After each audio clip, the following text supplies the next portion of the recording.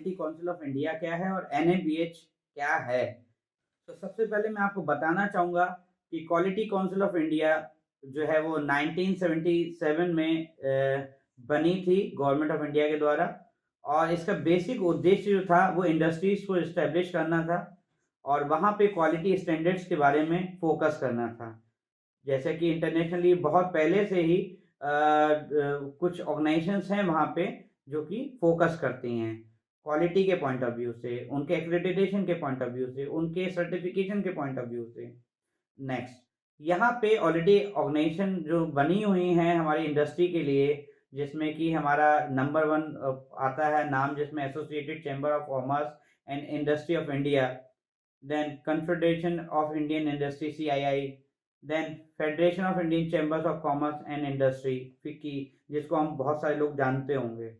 Then purpose to establish and operate national accreditation structure and promote quality through national quality campaign. यहाँ पे उद्देश्य ये था कि हमें कैसे भी करके नेशनल एक्रेडिटेशन सिस्टम को और स्ट्रक्चर को प्रमोट करना चाहिए नेशनल क्वालिटी कैंपेन के थ्रू। अब इस कैंपेन को हम मान सकते हैं NABH एक एग्जांपल के तौर पे। Then the department for promotion of industry in internal trade, ministry of commerce and industry is the nodal ministry of for QCI। अब यहाँ पे जो मिनिस्ट्री ऑफ कॉमर्स और इंडस्ट्री है उनको बेसिकली हमें डायरेक्टली डील नहीं करना होता है हेल्थ केयर इंडस्ट्रीज को, उन्होंने उसके लिए एक नोडल मिनिस्ट्री बना दी for quality council of India के नाम से। अब ये स्ट्रक्चर है क्वालिटी काउंसिल ऑफ इंडिया का, किस तरीके से ये गवर्निंग बॉडी काम करती है, किस तरीके से अलग अलग ऑर्गेनाइजेशंस को डील करती है। यहाँ पे क्वालिटी काउंसिल ऑफ इंडिया जो है वो गवर्निंग बॉडी है, इसके बीच में फिर एक सेक्रेटरीट का स्टेप आता है, फिर यहाँ पे दो अलग अलग तरीके से एक्रेडिटेशन और क्वालिटी प्रमोशन, यहाँ पे दो अलग अलग तरीके से चीज़ों को डिफाइन किया गया है। एक्रेडिटेशन में हम बात करें तो दो अलग अलग चीज़ों में फोकस हैं, तीन अलग अलग चीज़ों में बेसिकली अगर हम बात करें तो यहाँ पे अगर मैं बात करूँ हेल्थ केयर इंडस्ट्री को लेके तो आप देख पा रहे हैं सबसे पहले अगर मैं क्वालिटी प्रमोशन की बात करता हूँ, क्वालिटी प्रमोशन को लेके हमने दो डिपार्टमेंट्स बने हुए हैं, national board for quality promotion NBQP and quality information inquiry services QIES।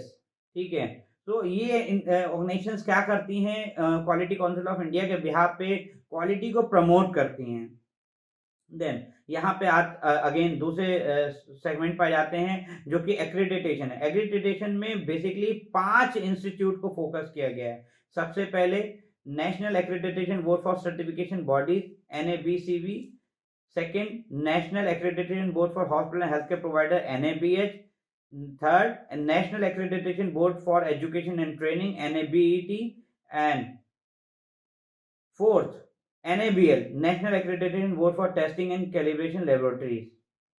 अब यहाँ पे जो पांचवी पॉइंट की मैं बात कर रहा हूँ कि इसको लेके हमें जो फोकस होना चाहिए वो हो सकता है फर्दर जो एक इंटरनल इन्होंने एक नया सेगमेंट स्टार्ट किया है होप के नाम से, जो इस स्ट्रक्चर में नहीं है, जो आप देख नहीं पा रहे हैं, वो NABH का ही पार्ट है होप। अब क्या होता है कि आप अगर NABH एंट्री लेवल के लिए आप अप्लाई करना चाहते हैं तो क्या करना होगा, आपको डायरेक्टली NABH के वेबसाइट पे ना जाके आपको होप पे अप्लाई करना होगा। तो hope is also comes in under the quality council of India. अब जितने भी नए हॉस्पिटल्स अप्लाई कर रहे हैं या जिनका पुराना टाइम पीरियड कंप्लीट हो चुका है, उनको अब जो पुरानी वेबसाइट पे थे अब उन्हें अगेन नए रिन्यूअल के लिए होप पे ही जाना होगा। तो about NABH basically a constituent board of quality council of India. ये एक पर्टिकुलर एक बोर्ड डेवलप किया गया क्वालिटी काउंसिल ऑफ इंडिया के बैनर के अंडर में, और जो कि गवर्नमेंट ऑफ इंडिया के द्वारा ही स्टैब्लिश किया गया है। और इसका बेंचमार्क क्या है, to set benchmark for progress in health care organisation. NABH को स्पेसिफिकली डिफाइन किया गया है, डिजाइन किया गया है और एक बेंचमार्क को सेट करने के लिए बनाया गया है कि हेल्थ केयर इंडस्ट्री में किस तरीके से क्वालिटी को फोकस किया जाएगा। Then NABH is a member of ISQA, स्क्यूआ भी बोलते हैं इसको। अब ये क्या है, ये एक इंटरनेशनल बॉडी है, जैसे कि समझते हैं एक एग्जांपल के थ्रू, आज आपके अस्पताल को अगर NABH का क्वालिटी का सर्टिफिकेट चाहिए होगा या एक्रेडिटेशन कराना होगा तो हम किसको अप्रोच करते हैं, क्वालिटी काउंसिल ऑफ इंडिया की एक बॉडी को जिसका नाम है एनएबीएच। ऐसे ही जब एनएबीएच को अपने आप को रिकॉग्नाइज कराना था या सर्टिफाई कराना था तो वो किससे करा था? तो एक इंटरनेशनली सोसाइटी है जिसका नाम है international society for quality in health care. ये एक संस्था है जो कि डिफरेंट डिफरेंट कंट्रीज की एनएबीएच जैसी बॉडीज को रिकॉग्नाइज करते हैं, एक्रेडिटेट करते हैं और सर्टिफाई करते हैं। Then the Indian NABH standard for hospital accreditation was release in February 2005। सबसे पहले एनएबीएच स्टैंडर्ड जो आया था वो 2005 फरवरी में आया था। In 2007, the Indian government NABH accreditation program got internationally recognized by a way of becoming a member of much acclaimed ISQA. Basically जब 2007 में NABH को रिकॉग्निशन मिला ISQA के द्वारा, तो उसको एक इंटरनेशनली रिकॉग्निशन मिली कि हाँ अब इंडिया ने भी क्वालिटी रिकॉग्निशन के तौर पे, क्वालिटी एक्रेडिटेशन के तौर पे एक इनिशिएटिव ले लिया है जिसको ISQA ने वर्ल्ड वाइड उसे रिकॉग्नाइज किया है।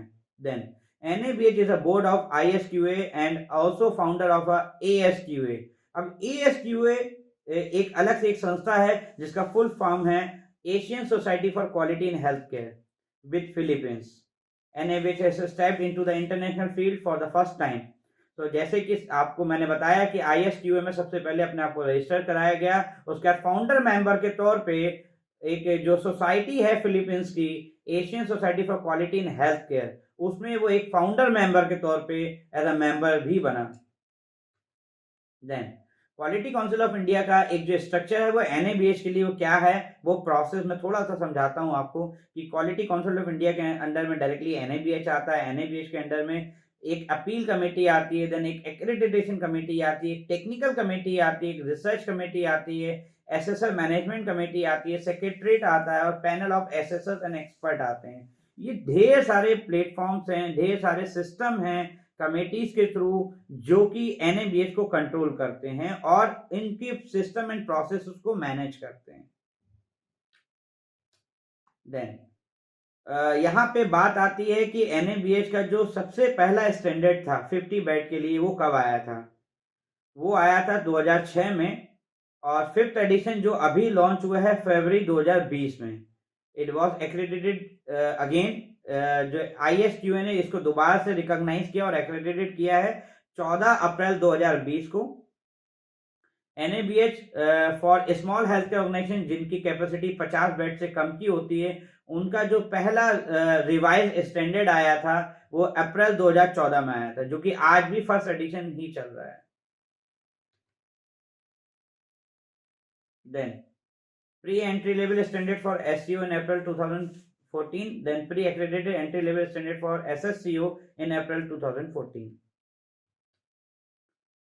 अब समझते हैं कि इस NABH accreditation a one time phenomena नहीं। आज हम जो भी सारे लोग NABH सीखने के लिए यहाँ आए हैं इस प्लेटफॉर्म पे और इस क्लासरूम को ज्वाइन करा है, तो ये चीज आपको समझ लेनी चाहिए कि NABH is not a one time phenomena. ये एक टाइम का प्रोसेस नहीं है, ये हर बार प्रोसेस होगा। तो आने वाले दिनों में इसकी रिक्वायरमेंट और इसकी जरूरतें बढ़ने वाली हैं। हमें ज्यादा से ज्यादा हेल्थ केयर प्रोफेशनल्स चाहिए होंगे जो NABH को बेहतर तरीके से समझते हों। अगर वो ज्यादा से ज्यादा लोग हमारे पास सोसाइटी में आसपास अवेलेबल होंगे तो हम अपने अस्पतालों को और अपने NABH सिस्टम को बेहतर तरीके से इंप्लीमेंट कर पाएंगे। Then accreditation cycle validity has been revised to 4 years from 5th edition NABH standard। अब यहाँ पे मैं आपको बताना चाहूंगा कि इनिशियली जब पहले NABH लॉन्च हुआ था तो शुरुआती दौर में 3 साल के लिए आपको NABH का एक्रेडिटेशन सर्टिफिकेट दिया जाता था। अब यहाँ पे कुछ साल पहले इसमें एक बदलाव किया गया था एंट्री लेवल के लिए, कि जब एंट्री लेवल शुरू हुआ तो आपको ये बताया गया कि एंट्री लेवल जो है उसकी वैधता सिर्फ 2 साल होगी, लेकिन अगर आप फाइनल लेवल NABH अपना कराते हैं तो उसके सर्टिफिकेट की वैधता 3 साल होगी।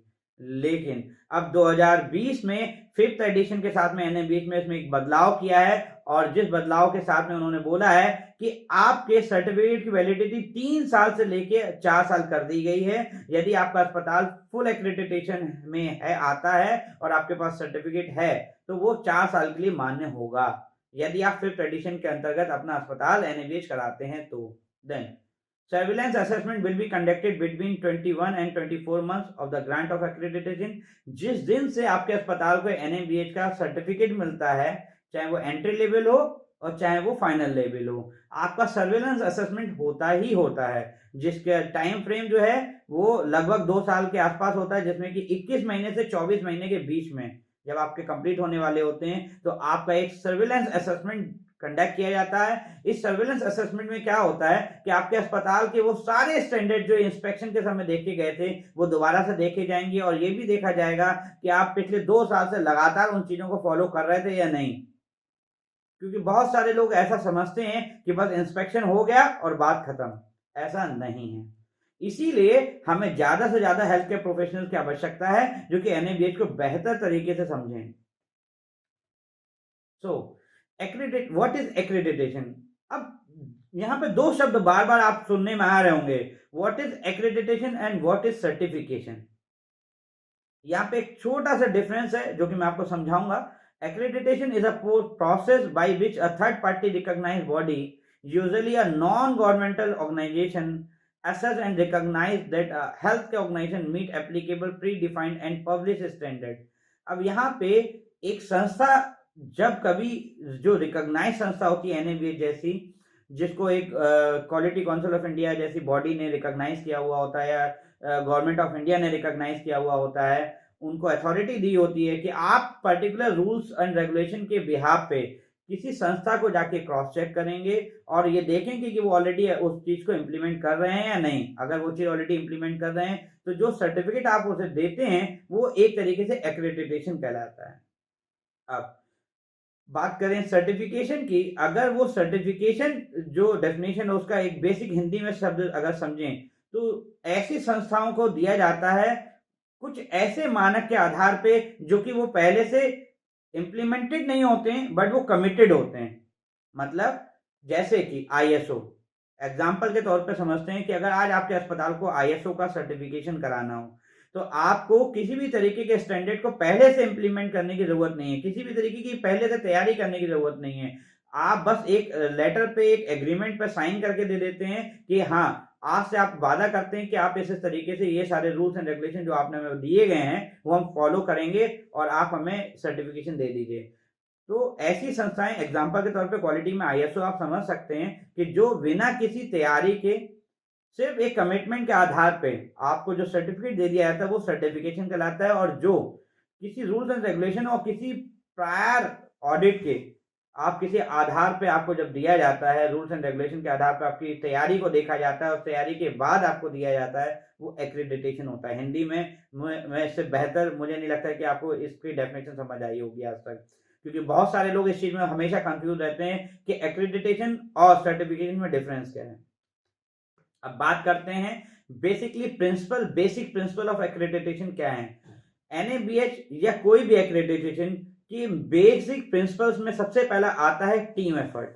अगर हमारे अस्पताल में हम एक टीम बनाते हैं, जो टीम मिलकर NABH के लिए तैयारी करती है और क्वालिटी स्टैंडर्ड्स को फॉलो करती है और इंप्लीमेंट करने में मेहनत करती है, तो वो ज्यादा बेहतर तरीका होता है और सही तरीका होता है। Then statutory regulatory licence compliance are mandatory. अगर आप अपने अस्पताल में जो भी लाइसेंसेस आप पे एप्लीकेबल होते हैं, ना कि सारे लाइसेंसेस जो भी आपकी संस्था पे लागू होते हो, उन संस्था सारे लाइसेंसेस को आपको अपने पास लेके रखना होता है, तैयार करके रखना होता है, उसकी लिस्ट बना के रखनी होती है, उसे स्कैन करके अपने पास सॉफ्ट कॉपी में भी रखना होता है, जो कि जरूरत पड़ने पे आप किसी को भी ईमेल कर सको और दिखा सको।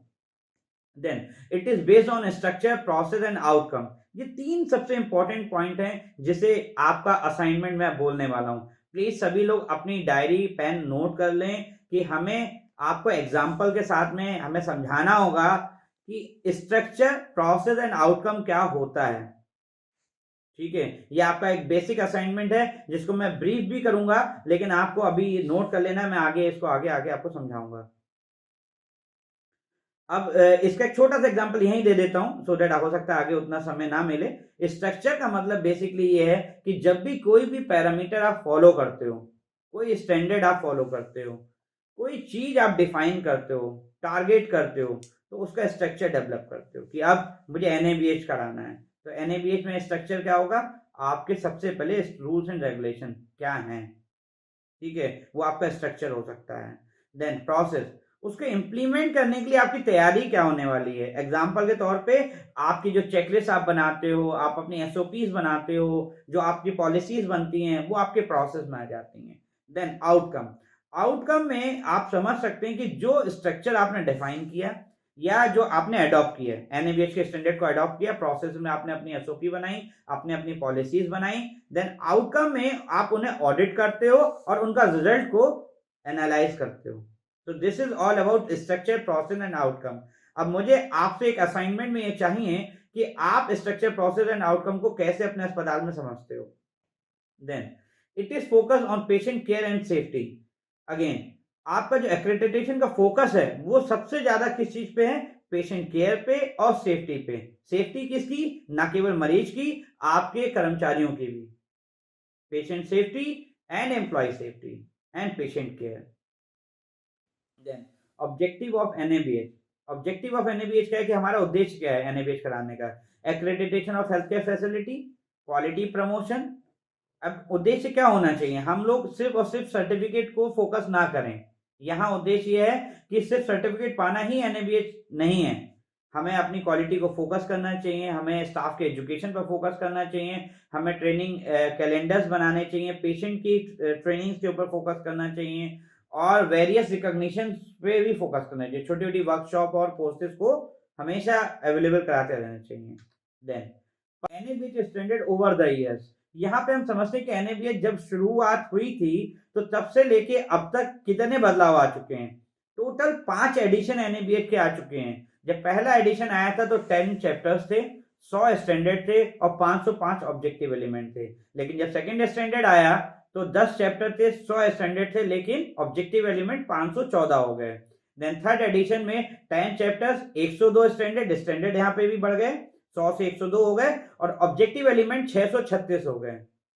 देन फोर्थ एडिशन में 10 चैप्टर्स हो गए और स्टैंडर्ड और बढ़ गए, 105 स्टैंडर्ड हो गए और 683 ऑब्जेक्टिव एलिमेंट हो गए।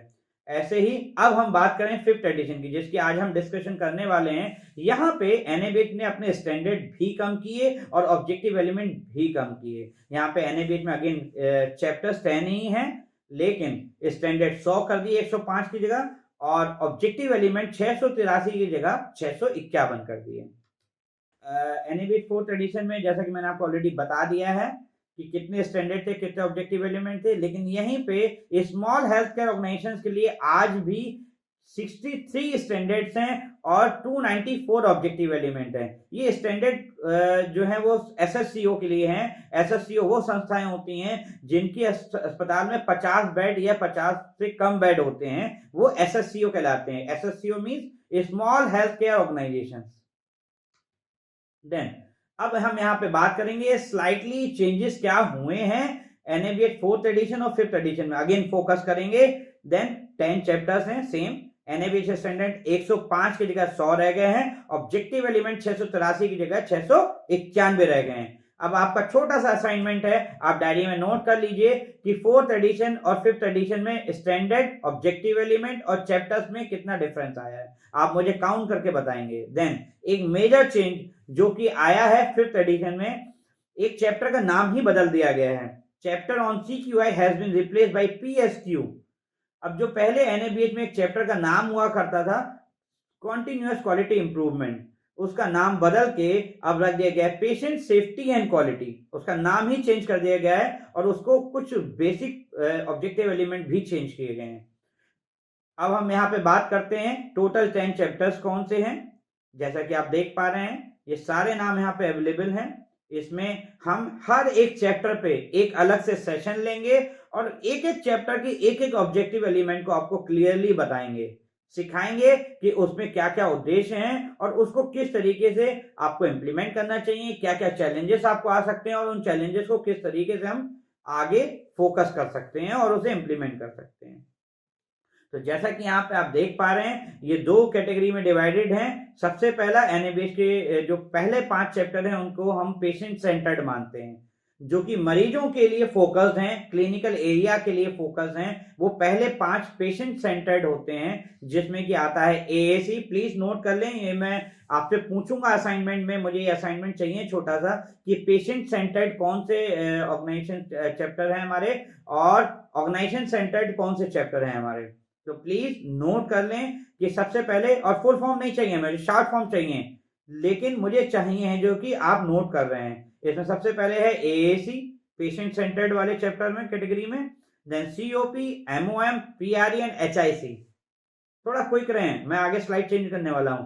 Then organisation centred, PSQ, ROM, FMS, HRM and IMS. Total 10 chapters हैं, जिनको 2 कैटेगरी में डिवाइड करा गया है, patient centred and organisation centred, जिसमें कि रिस्पॉन्सिबिलिटी जो होती है वो मेडिकल डायरेक्टर की होती है पेशेंट सेंटर्ड की, और ऑर्गेनाइजेशन सेंटर्ड में चीफ एडमिनिस्ट्रेशन की होती है या फिर क्वालिटी हेड की होती है।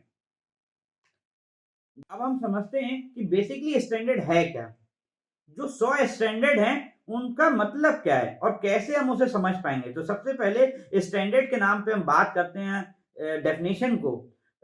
डेफिनेशन उसकी कहती है कि a standard is a statement that define the structure and process that must be substantially in place in an organization to enhance the quality of care। ठीक है, अब यहाँ पे हम बात करते हैं, हम आपको समझाते हैं कि स्टैंडर्ड क्या है। स्टैंडर्ड आप ये मान लीजिए, अपनी कॉपी में नोट कर लीजिएगा, स्टैंडर्ड मतलब एक रूल, एक थंब रूल। हमें एनएबीएच ने बता दिया कि एक थंब रूल, ये रूल आपके डिपार्टमेंट में फॉलो होना चाहिए। जो रूल उन्होंने बनाया वो आप कह सकते हैं स्टैंडर्ड के तौर पे। ठीक है, अभी और एग्जांपल के साथ में और क्लैरिटी में दूंगा। जब ऑब्जेक्टिव एलिमेंट भी आप समझ जाओगे तो आप दोनों में डिफरेंस समझ पाओगे कि स्टैंडर्ड एंड ऑब्जेक्टिव एलिमेंट में डिफरेंस क्या है। तो स्टैंडर्ड इज अ स्टेटमेंट जहां पे कि रूल्स एंड रेगुलेशन डिफाइन किए गए हैं। Then the standard are numbered serially and uniform system is followed for numbering. Basically ये बनाए इसलिए गए हैं कि हमें हमारे स्टैंडर्ड का नंबर हमेशा याद होना चाहिए, कौन से चैप्टर का कौन सा स्टैंडर्ड की हम बात कर रहे हैं और उसका कौन सा नंबर है। अगर आपको सीओपी 9 एग्जांपल के तौर पे समझना है तो सीओपी 9 हमारा एक स्टैंडर्ड है। ठीक है, तो सीओपी 9 कौन सा स्टैंडर्ड आपको पता होना चाहिए। एएसी 2 कौन सा स्टैंडर्ड आपको पता होना चाहिए। कई बार वो स्टैंडर्ड पूरा नहीं बोला जाता, लेकिन सिर्फ बोला जाता कि एएसी 2 देख लेना आप। तो एएसी 2 क्या है, that is called standard. Then the first 3 letters reflect the name of chapter and the number is following this reflect the order of the standard in a chapter। Example के तौर पे मैंने बोला एएसी 1। एएसी 1 में जो पहले 3 word हैं वो चैप्टर का नाम को रिप्रेजेंट करते हैं स्टैंडर्ड में। एएसी मींस स्टैंडर्ड जो हम बात करने जा रहे हैं वो एएसी का होगा, और जो उसका न्यूमेरिक नंबर है वो उसके सीक्वेंस की बात करता है कि एएसी के नंबर 1 स्टैंडर्ड की हम बात कर रहे हैं यहाँ पे। ठीक है, then AAC 1 would mean that it is a first standard of chapter title access assessment and continuity of care.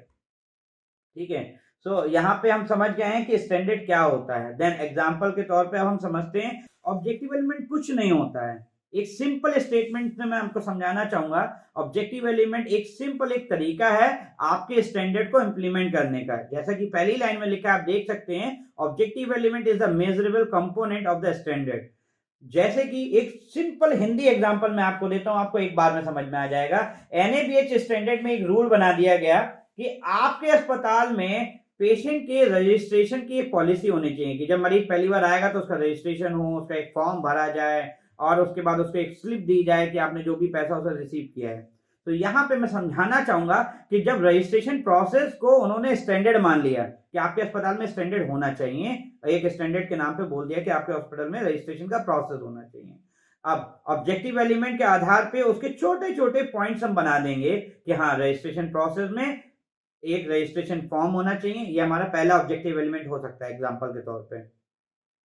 So objective element सबसे पहला हो गया कि एक रजिस्ट्रेशन फॉर्म होना चाहिए। दूसरा हो गया कि रजिस्ट्रेशन फॉर्म जो है वो पेशेंट के द्वारा या फिर हॉस्पिटल स्टाफ के द्वारा भी भरा जा सकता है। देन नेक्स्ट ऑब्जेक्टिव एलिमेंट हो सकता है उस स्टैंडर्ड का कि पेशेंट से एक कंसेंट लेना चाहिए, एक जनरल ट्रीटमेंट का, कि जब पेशेंट हॉस्पिटल में पहली बार आता है तो एक जनरल कंसेंट लेना चाहिए। जैसे कि आपने अपने अस्पताल में देखा भी होगा कि एक जनरल कंसेंट होता है जिसमें कि हम उससे सहमति लेते हैं कि अब हम आपके अस्पताल में जो भी ट्रीटमेंट होगा, जो भी प्रोटोकॉल्स होंगे वो हम आपसे फॉलो करवा सकते हैं और खुद भी कर सकते हैं। देन उसके अलावा पेशेंट का जो है हमें वेटिंग टाइम कैलकुलेट करना चाहिए, ये ऑब्जेक्टिव एलिमेंट हो सकता है ओपीडी का। तो इस तरीके से आप समझिए कि स्टैंडर्ड और ऑब्जेक्टिव एलिमेंट डिफरेंस क्या है। तो स्टैंडर्ड कुछ नहीं है, एक रूल है, और ऑब्जेक्टिव एलिमेंट क्या है, उस रूल को पूरा करने के लिए, अच्छे से फॉलो कराने के लिए किन किन बातों का ध्यान रखना चाहिए। अब मैं आप साथ में ही मैं आपको समझाना चाहूंगा। अगेन मैं स्लाइड के साथ जा रहा हूं। Then acceptable compliance with objective element determine the overall compliance with the standard. जब अगर एक स्टैंडर्ड में 5 ऑब्जेक्टिव एलिमेंट दिए हुए हैं, उन 5 ऑब्जेक्टिव एलिमेंट को अगर आप सही तरीके से फॉलो करते हो और पूरा यहाँ पे हमने समझ गए हैं, उम्मीद है कि ज्यादातर लोग समझ गए होंगे कि ऑब्जेक्टिव एलिमेंट एंड स्टैंडर्ड में क्या डिफरेंस है। तो अगेन एक एग्जांपल के साथ में समझते हैं कि बेसिकली ऑब्जेक्टिव एलिमेंट का एक एग्जांपल मैं लेता हूं, जिसमें कि हम देखते हैं कि objective element is a numbered alphabetically in a serial order. जैसे कि AAC 1E means AAC for chapter, 1 for standard and E for objective element। तो E वर्ड जो है वो ऑब्जेक्टिव एलिमेंट को दर्शाता है कि अगर ABCDE, अगर इतने सारे ऑब्जेक्टिव एलिमेंट जो थे AAC 1 के, उसमें से E वाले ऑब्जेक्टिव एलिमेंट की बात हो रही है यहाँ पे। तो हमें समझना होगा कि जब भी कभी कोई पूछता है कि हाँ भाई COP2D कौन सा ऑब्जेक्टिव एलिमेंट है, प्लीज उसके लिए इस चीज पर फोकस करिए। तो ध्यान दीजिएगा, स्टैंडर्ड एंड ऑब्जेक्टिव एलिमेंट को बहुत ध्यान से समझना जरूरी है, जिसमें कि हमें ये देखना है कि 2D। अब क्या 2D, पहले उसका चैप्टर का नाम देखना है, COP AAC MOM जो भी नाम लिखा है, फिर उसका नंबर देखना है और फिर उसके लास्ट वर्ड का देखना है कि वो क्या है। So AAC 1E for example would mean that the fifth objective element of the first standard of the chapter titled Access Assessment Continuity of Care। Now यहाँ पे ऑब्जेक्टिव एलिमेंट को 4 कैटेगरी में डिफाइन कर दिया गया है। प्लीज डायरी में note करिएगा, मैं पूछूंगा कि कौन सा वाला ऑब्जेक्टिव एलिमेंट किस चीज के लिए यूज होता है। तो सबसे पहले core, then commitment, then achievement and excellence. अब उन्होंने कैटेगरी डिफाइन कर दी है ऑब्जेक्टिव एलिमेंट की, वो भी आपको समझ आएंगी कैसे। सो इनिशियली मैं आपको समझाता हूं। This is has been done keeping in mind the fact that quality is a journey and that accredited organisation need to improve constantly. अब यहाँ पे बात को समझा गया, जब इसका इम्प्रोवाइजेशन किया गया तो ये देखा गया कि चूंकि ऑब्जेक्टिव एलिमेंट एक साथ पहले दिन से अगर 636 या 651 जो ऑब्जेक्टिव एलिमेंट हम पे फॉलो होते हैं, उन सारे ऑब्जेक्टिव एलिमेंट को पहले दिन से, पहले राउंड के समय ही इंप्लीमेंट करना थोड़ा सा मुश्किल होता है। जो लोग ऑलरेडी क्वालिटी में काम कर रहे हैं वो इस चीज को समझ पाएंगे। सो यहाँ पे NABH ने इसे कैटेगराइज कर दिया है, फोकस करा गया है core, commitment, achievement and excellence. यहाँ पे जो फर्स्ट टू हैं, the first two are mandatory requirement for evaluation of final assessment. जब कोई भी अस्पताल, ध्यान से सुनिएगा, जो कोई भी अस्पताल पहली बार फुल एक्रेडिटेशन के लिए अप्लाई करता है, उनको 100% कोर एंड कमिटमेंट पहले 2 कैटेगरी को फॉलो करना ही होता है, उसका इंप्लीमेंटेशन मैंडेटरी है। Then achievement and excellence, what about it? Then achievement related objective will be evaluated for compliance during surveillance assessment। मतलब जब आपका 2 साल बाद जो अचीवमेंट कैटेगरी के जो ऑब्जेक्टिव एलिमेंट होंगे वो आपको 2 साल बाद इंप्लीमेंट करने के लिए इवेल्युएट करे जाएंगे। जो वाला इंप्लीमेंटेशन आप उसके तुरंत बाद शुरू कर सकते हैं अपना पहला एक्रेडिटेशन होने के बाद, लेकिन आपका इवेल्युएशन NABH आके तभी चेक करेगा जब आपके 2 साल पूरे हो चुके होंगे, मतलब सर्वेलेंस के टाइम पे। Then excellence, 4th category, excellence related objective element will be evaluated for compliance during the reaccreditation assessment. जब आपका 4 साल बाद दोबारा से NABH होगा और उसका असेसमेंट होगा, तब एक्सीलेंस वाले ऑब्जेक्टिव एलिमेंट्स को फोकस किया जाएगा। देन अब यहां पे कैटेगरी को फोकस करिएगा, ये मैं आपसे पूछूंगा अभी चैट बॉक्स में कि आप कमिटमेंट में टोटल 500 जो 651 ऑब्जेक्टिव एलिमेंट है हमारे, वो 651 को कैसे कैटेगराइज करा गया, commitment, core and excellence and achievement में। तो कमिटमेंट को 461 ऑब्जेक्टिव एलिमेंट को कमिटमेंट डिसाइड किया गया है, 100 ऑब्जेक्टिव एलिमेंट को कोर और 60 को अचीवमेंट एंड 30 को एक्सीलेंस। प्लीज नोट कर लीजिएगा डायरी में। अब ये जो ब्रीफिंग है वो है इस चीज की कि ऑब्जेक्टिव एलिमेंट को किस तरीके से 10 चैप्टर्स में डिवाइड किया गया है और कौन से चैप्टर में कितने ऑब्जेक्टिव एलिमेंट है, कितने स्टैंडर्ड हैं, उसमें से भी कौन सा कमिटमेंट है, क्या अचीवमेंट है, क्या एक्सीलेंस है और टोटल ऑब्जेक्टिव एलिमेंट कितने हैं। तो जैसा कि हम देख पा रहे हैं एएसी में 91 ऑब्जेक्टिव एलिमेंट है, सीओपी में 142 है, एमओएम में 68 है, पीआरई में 53 है, एचआईसी में 51 है, पीएसक्यू में 49 है, आरओएम में 32 है, एफएमएल में 45 हैं, एचआरएम में 76 हैं, आईएमएफ में 44 हैं। तो total calculation of objective element is 651। Then अगर हम इसको कैटेगराइज करते हैं कि एएसी में कोर कितने 5, कमिटमेंट कितने 70, अचीवमेंट कितने 11 एंड एक्सीलेंस कितने 5। ये आपको नोट नहीं करना है, ये आपको अलग से दिया जाएगा, इसकी टेंशन मत लीजिए, ठीक है। तो यहाँ पे फोकस क्या करना है कि टोटल किस तरीके से चीजों को कैटेगराइज करा गया। यहां पे मैंने लिखा भी है स्पेसिफिकली कि जो 102 कोर ऑब्जेक्टिव एलिमेंट हैं, ठीक है, वो क्या है हमारे मैंडेटरी है, मिनिमम रिक्वायरमेंट है, और कमिटमेंट भी, कोर एंड कमिटमेंट हमारे मैंडेटरी हैं। और ये जो 60 अचीवमेंट वाले हैं वो हमारे सर्विलेंस के लिए हैं, और जो 30 वाले हैं वो हमारे री एक्रेडिटेशन के लिए, मतलब 4 साल बाद के लिए। उम्मीद है आपको मेरी बात समझ आ गई होगी।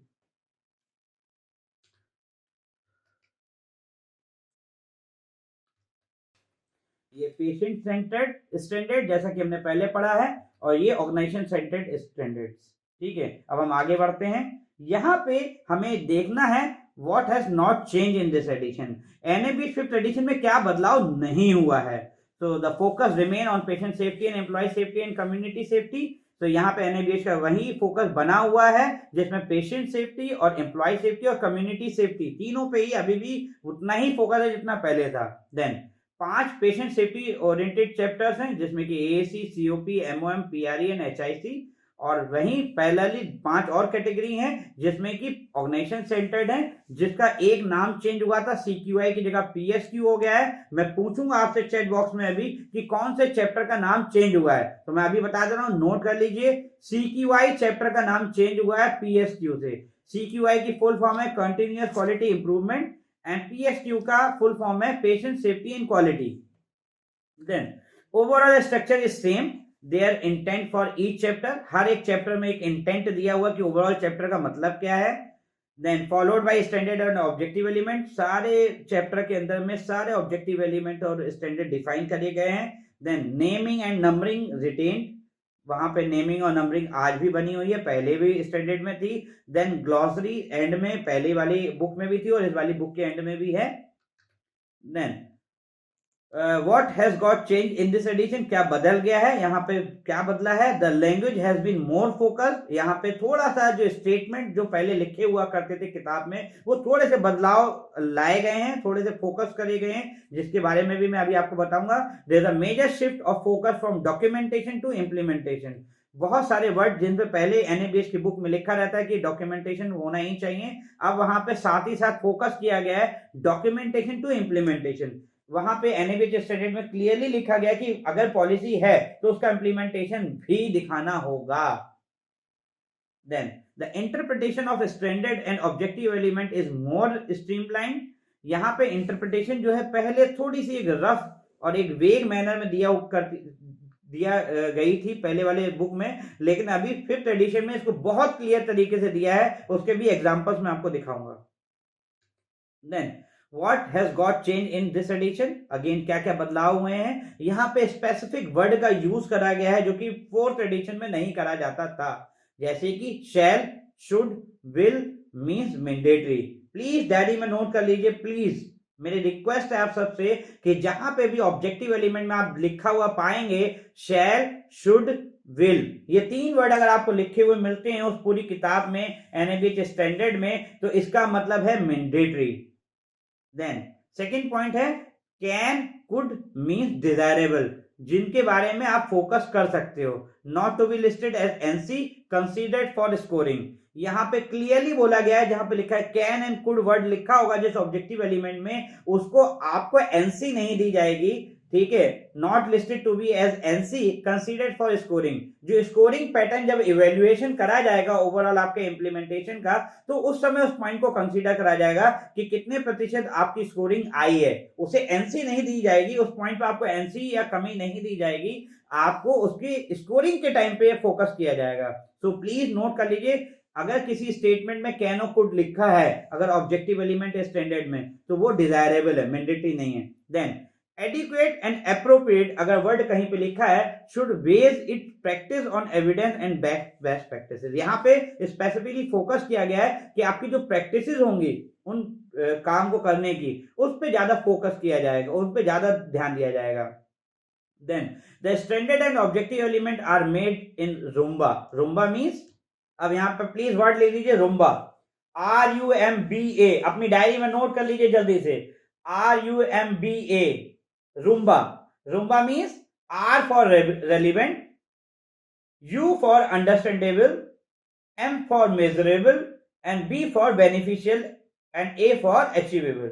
मतलब जो भी ऑब्जेक्टिव एलिमेंट या स्टैंडर्ड बनाए गए हैं वो सारे के सारे रेलिवेंट हैं, या फिर उसके साथ ही साथ वो अंडरस्टैंडेबल हैं, वो सारे सबको समझ में आते हैं। ऐसा नहीं कि कोई ये कहे कि मुझे तो उसका मतलब ही समझ नहीं आया तो मैं इंप्लीमेंट कैसे करूंगा। देन मेजरेबल है, सबको चेक किया जा सकता है किसी न किसी तरीके से, ऑडिट शीट के तरीके से, फॉर्मेट के तरीके से, किसी और तरीके से, उसको रूटीन ऑब्जर्वेशंस के तरीके से, इंटरव्यू के तरीके से, ठीक है, उसको मेजर करा जा सकता है। देन बेनिफिशियल, उसका बेनिफिट 100% किसी ना किसी को जाता होगा, आइदर वो पेशेंट को और डॉक्टर को या नर्स को या हॉस्पिटल के एडमिनिस्ट्रेशन को।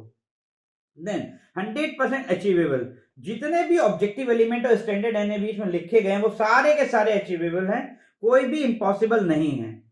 सो रूम्बा मीन्स हर एक पॉइंट उनका रेलिवेंट है, अंडरस्टैंडेबल है, मेजरेबल है, बेनिफिशियल है और अचीवेबल है।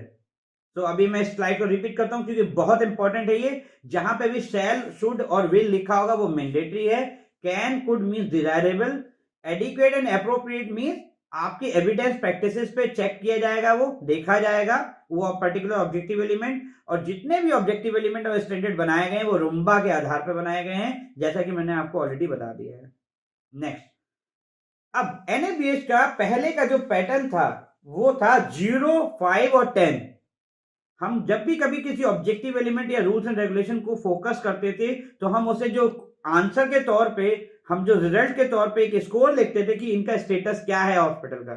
0 मतलब कुछ भी नहीं है, ना तो पॉलिसी है ना तो रिकॉर्ड रजिस्टर है। प्लीज ध्यान दीजिएगा, यहाँ पे बहुत इंपॉर्टेंट है, डायरी में नोट करते चलिएगा कि 0 का मतलब कभी भी जब भी 0 मिलता है इसका मतलब ये कि ना तो उसकी पॉलिसी है ना तो उसका कोई रिकॉर्ड रहे है, चाहे वो रजिस्टर के फॉर्म में हो, चाहे वो पेशेंट फाइल के फॉर्म में हो, चाहे वो ऑडिट शीट के फॉर्म में हो, और उसका किसी भी तरीके का कोई इंप्लीमेंटेशन नहीं है। देन 5 का मतलब है कि आपने अपनी पॉलिसी में लिखा हुआ तो है और कुछ कुछ रिकॉर्ड रजिस्टर, कुछ कुछ फॉर्म बनाए तो हैं, बट 100% वो इंप्लीमेंटेड नहीं है, किसी डिपार्टमेंट में भरे हुए हैं, किसी डिपार्टमेंट में आधे अधूरे हैं। तो जब भी कभी आपका 0, 5 या 10 इस तरीके से स्कोरिंग होती है, 10 का मतलब ये कि 100% कंप्लायंस, आपका जो आपने लिखा है अपनी पॉलिसी में वो 100% आप फॉलो कर रहे हो। देन लेकिन अब इसको चेंज कर दिया गया है। पहले 0, 5 और 10 के आधार पे आपकी स्कोरिंग होती थी, लेकिन अब नए स्केल के आधार पे 1 to 5 की स्कोरिंग पे हो रही है। अब ये 1 to 5 का स्कोर है क्या? Minimum effort put in by SCO, then a score 0 to 1 awarded. मतलब यहाँ पे एक स्पेशल पॉइंट्स पे फोकस किया गया कि हम कभी भी किसी को 0 नहीं कह सकते। देन अब यहाँ पे एनएबीएच 5th एडिशन में क्या डिफरेंस आया है, यहाँ पे मैं आपको दिखाता हूं एक नया डिफरेंस कि अब यहाँ पे नए एसक्यूएल को फोकस किया जा रहा है, जहां पे 0 से स्टार्टिंग नहीं हो रही है, 1 से स्टार्टिंग हो रही है, और 1 से लेके 5 तक ही स्कोरिंग की जाएगी, ना कि 0 से 10 तक। क्लियर? सो अब हम किसी को भी 0 के आधार पे जज नहीं करेंगे, अब हम मिनिमम 1 से लेके 5 के आधार पे उसे जज करेंगे।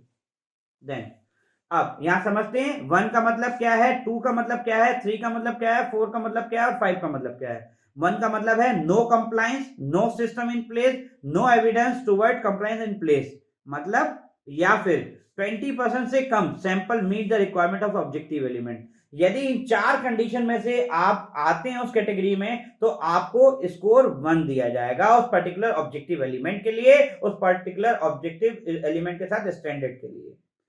यदि आपके अस्पताल में पुअर कंप्लायंस है, एलिमेंट्री सिस्टम इन प्लेस नहीं है, then 21 to 40 sample meet the requirement of objective. यदि आपका जो सैंपल साइज है, जो आपका रिकॉर्ड्स अवेलेबल है, जो रिकॉर्ड रजिस्टर हैं या ऑडिट शीट हैं, अगर उनकी कंप्लायंस या उनका सैंपल ओवरऑल सैंपल से सिर्फ 21% से 40% ही मैच करता है, मतलब अगर आपको पेशेंट की फाइल का ऑडिट करना था और सैंपल साइज आपका 100 मरीजों का होना था, लेकिन आपके पास जो ऑडिट शीट मिली उस सैंपल साइज में सिर्फ 20 से 21 या फिर 40 मरीज तक ही थी, 100 मरीजों का होना था, हुआ 40 का, तो इसका मतलब आप कर तो रहे हो लेकिन आपके स्कोर सिर्फ 2 ही दिए जाएंगे।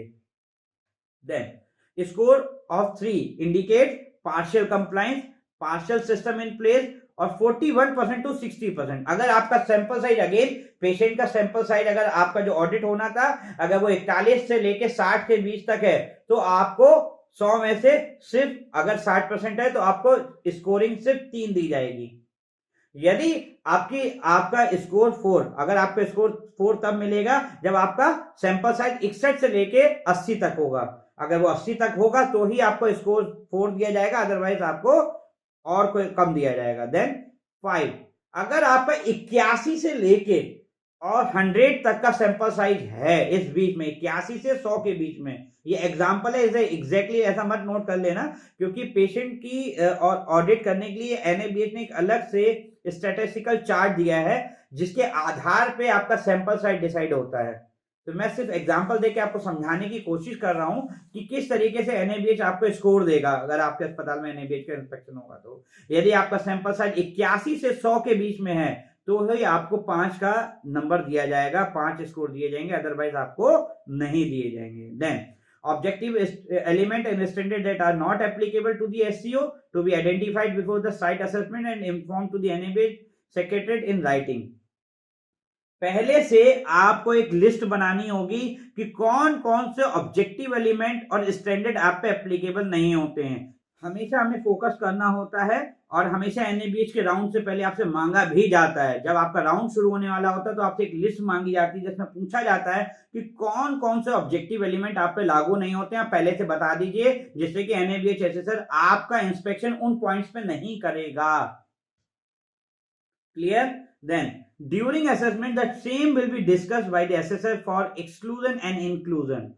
अगेन, जब एनएबीएच असेसर आपका अस्पताल का इंस्पेक्शन करते हैं तो वो ये चीजें पूछते हैं कि कौन कौन सी सर्विसेज आपके इंक्लूजन में और कौन कौन सी एक्सक्लूजन में है, मतलब क्या क्या सुविधाएं आप अपने अस्पताल की हमें दिखाना चाहते हो एनएबीएच के सर्टिफिकेट में, जिसका नाम भी रहेगा। एग्जाम्पल के तौर पे अगर मैं बात करूं इंक्लूजन की तो मैं यहाँ पे स्कोप ऑफ सर्विसेज का एग्जाम्पल दे सकता हूँ। प्लीज नोट कर लीजिए अस्पताल में कौन कौन सी सुविधाएं आपके उपलब्ध हैं और कौन कौन सी उपलब्ध नहीं है। इनका नाम आपको लिख के अपने बोर्ड पे और मेन गेट पे भी लगाना होता है, जिससे कि अस्पताल में कौन सी सुविधाएं हैं और कौन सी नहीं है, ये बात एनएबीएच असेसर या पब्लिक समझ पाए। देन अगर टोटल ओवरऑल स्कोरिंग पैटर्न हम समझते हैं कि 80% अगर आपकी कंप्लायंस होगी तो ही आपको एनएबीएच का सर्टिफिकेट दिया जाएगा नए पैटर्न के आधार पे। Then score for every core objective element must not be less than 4। अगर आपका जो कोर ऑब्जेक्टिव एलिमेंट हैं, जितने भी कोर वाली कैटेगरी में आते हैं, अगर उनका स्कोर सारे के सारों का 4 से कम आता है तो नहीं मिलेगा। ठीक है। Then no individual standard should have more than one objective element score as 2 और लेस। कोई भी ऐसा स्टैंडर्ड नहीं होना चाहिए जो आप पे एप्लीकेबल होता है और उसके ऑब्जेक्टिव एलिमेंट का स्कोर 2 या 2 से कम जा रहा हो तो आपको फोकस करा जाएगा, आपको एनसी दी जाएगी। Then average score individual standard should not be less than 4। आपको जो इंडिविजुअल स्टैंडर्ड आपके ऊपर लागू होता है उसका कोई भी स्कोर 4 से कम नहीं होना चाहिए। Then average score for individual chapter, specifically chapter, out of 10 chapter किसी भी स्कोर चैप्टर का स्कोर लेस देन 4 से कम नहीं होना चाहिए। अब यहां बात करते हैं किस तरीके से कैलकुलेशन होती है। For example maximum score is 561, ठीक है, और इंटू 5 तो टोटल स्कोर कितना हुआ 2805। एंड रिक्वायर्ड स्कोर अगर हमें 4 मिनिमम अगर हमें चाहिए है तो 561 इंटू 4, देन आपको स्कोर कितना चाहिए 2244।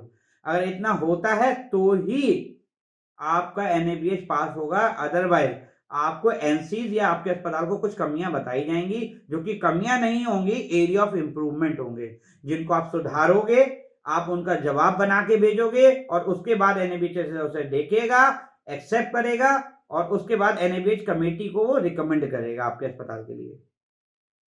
तो यहाँ पे जो चीज मैंने आपको एग्जांपल के तौर पे समझाई थी 1 by 1, वहां पे एक पूरे चार्ट के तौर में आपको दिखाई दे रही है कि नो कंप्लायंस मतलब स्कोर 1 का मतलब है नो कंप्लायंस, स्कोर 2 का मतलब है पुअर कंप्लायंस, स्कोर 3 का मतलब है पार्शियल कंप्लायंस, स्कोर 4 का मतलब है गुड कंप्लायंस एंड 5 का मतलब है फुल कंप्लायंस। प्लीज ये 5 वर्ड नोट कर लीजिए प्लीज जल्दी से अपनी कॉपी में।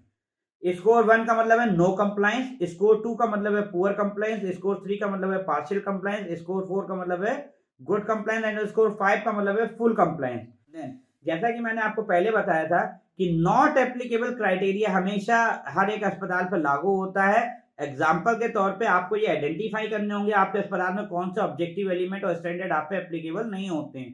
फॉर एग्जाम्पल, किसी हॉस्पिटल में अगर कीमोथेरेपी की फैसिलिटी अवेलेबल नहीं है या ऑनको डिपार्टमेंट अवेलेबल नहीं है, तो उससे संबंधित जो भी ऑब्जेक्टिव एलिमेंट या स्टैंडर्ड लागू लिखे हुए हैं अस्पताल में लागू होने चाहिए थे, वो आप पे लागू नहीं होंगे।